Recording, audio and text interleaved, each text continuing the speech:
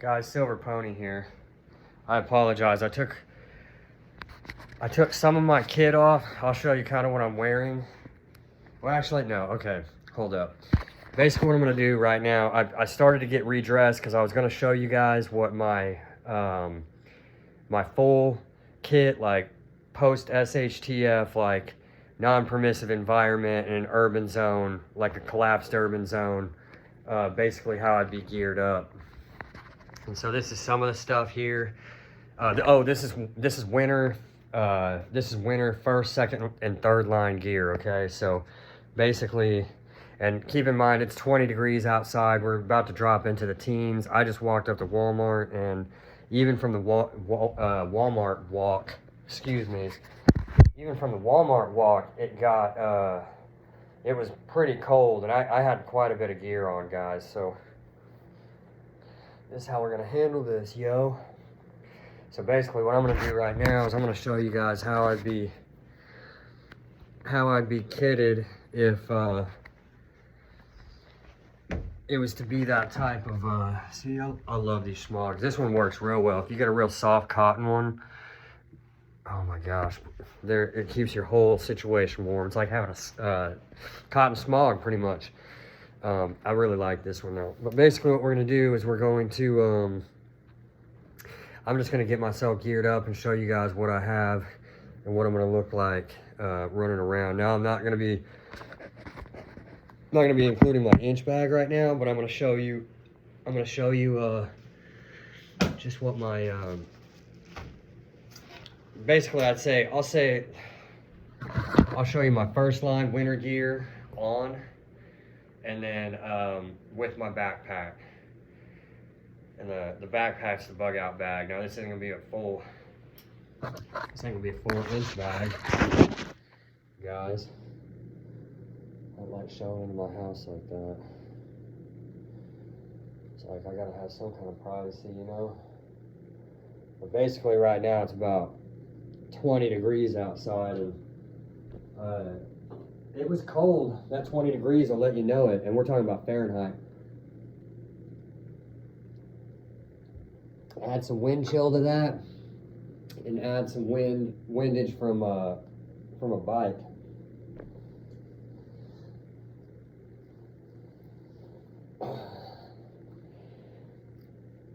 So basically what we have is a t-shirt, a long sleeve polyester cotton blend, long sleeve that's really soft, and then we have our Wrangler button-up shirt, and it's going to be in a coyote tan plaid variation. I would use that if in your area, if all the foliage dies off like it does in Oklahoma and everything gets brown. That's the color you want to rock right here. You all can see that. I wouldn't even do a dark green. All right, guys. I'm just gonna leave y'all. I'll leave y'all right here.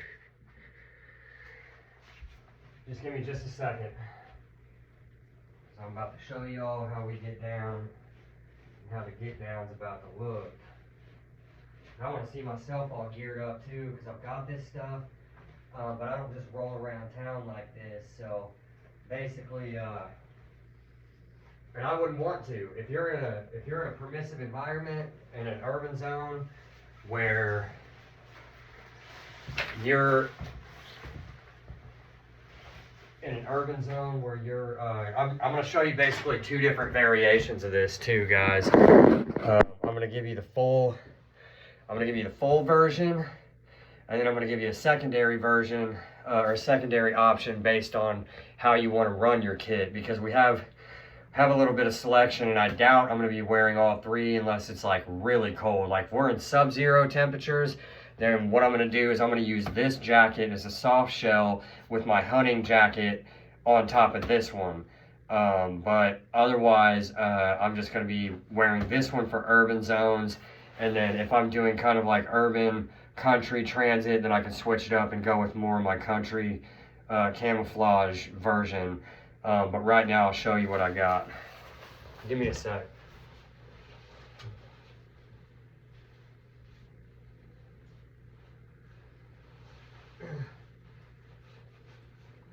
You guys are gonna think this is stupid until I come walking out, I promise.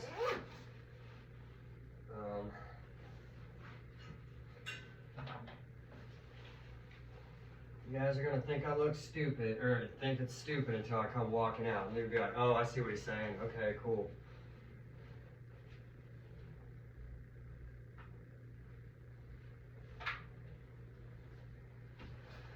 Okay, how can we do this? Let's just do it like this. Yeah. Okay, give me a second. Now, granted, my Urban, this is just going to be a bump helmet. Because I don't have the money right now for, I probably am not going to be running a ballistic helmet. I mean, I don't have the money for one of those, and I think using a ballistic helmet also draws a lot of attention to you, depending on what your application is. I mean, if you're in a combat zone, you better be having one. But if you're in a non-permissive urban zone, you can probably get away with just having a bump helmet. And my bump helmet was because I ride BMX, I have a ProTech Professional Series bump helmet that's used for riding BMX and skateboarding and extreme sports, but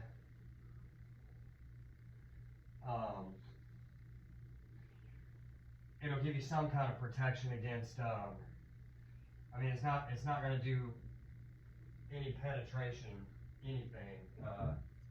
It's there to just keep your head from getting bashed in, you know what I mean? You got to protect your cranium. Like if you fall on some rubble or something like that, you know what I mean? That's what that's for.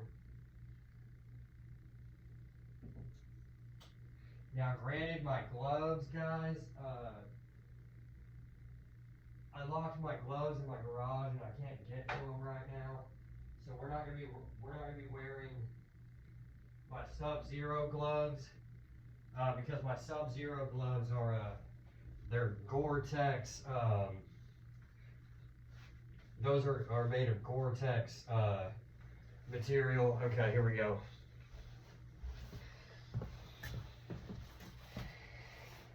So this is kind of my urban non-permissive environment kit. And this is, now keep in mind, this is like Sub-Zero winter temperatures, like teens, low 20s, or below zero. Now below zero, probably what I will do is I'm going to throw my hunting jacket on top of this jacket, and this is now going to become my soft shell inner jacket lining, and then my hunting jacket is going to be my exterior hard shell, basically.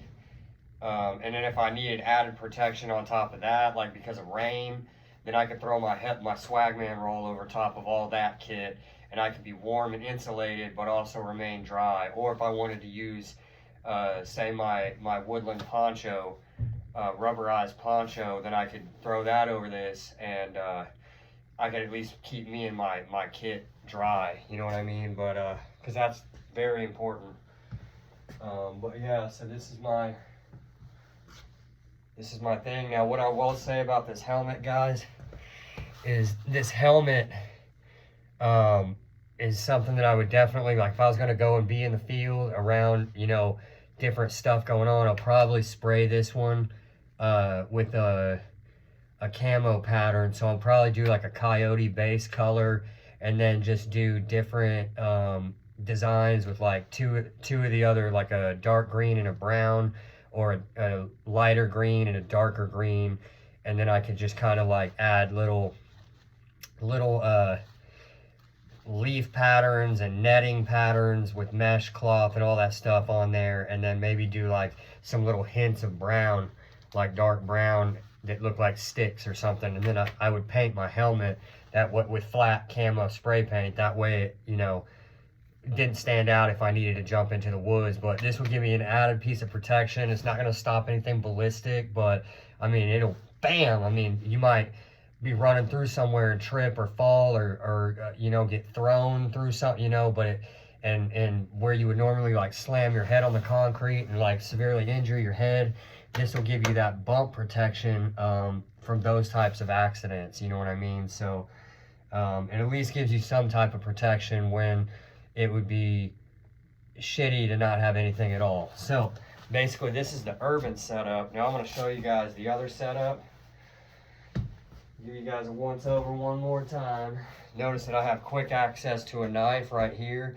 And then also if I was rolling in the field, I would keep a knife here. I would keep basically a battle belt for sure, or at least a utility belt to be able to have access to some items. I would have my Mora knife right here, probably something else right here. I would have my, you know, and then I would have over here, I'd have like tourniquet, multi-tool, and probably like a dump sack or something right there. So, but that's how I'd have that set up. Now, I'll be right back. I'll show you the other version. It's very similar. It's basically the same thing. I'm just changing jackets. Because keep in mind that I have my hoodie on underneath this, but my my inner lining is the Omni Heat Mylar. So this is already a pretty warm jacket, but it is a soft shell, and it's not waterproof. But it is a great insulating jacket. I mean, I love this thing. The only thing that I missed out on when I got that jacket was that I didn't get it with a hood. It would be really cool if they had that hood to where it was like a zip away hood. If they added a zip away hood to that jacket, that thing would be boss, bro. All right. Now here's the other version. Now, I'll say this hunting jacket is a lot warmer in temperature reasons, just because of what it's made out of. This other jacket is way, way better for like deep cold because it is pretty stinking insulated. It's filled with, I'm pretty sure it's either Gore-Tex or Thinsulate, but either or, it's very, very warm jacket. Now you guys are gonna love this setup, dude. I love this fucking jacket, dude. I'm telling you, you guys are gonna love this. You guys are gonna love it. See that? Isn't that fucking dope? Now, I wouldn't just go running around your city like dressed like this. I mean, shoot, I might roll through the city just like this for a little while and see what the reaction is. I mean, personally, I think it's a little much for basically, if you're rolling like this through a city that's society's running as normal, you're definitely going to stand out because this is some pretty extreme gear. Like, you just look like you're just ready to handle it. You know what I mean? Like, whatever it is.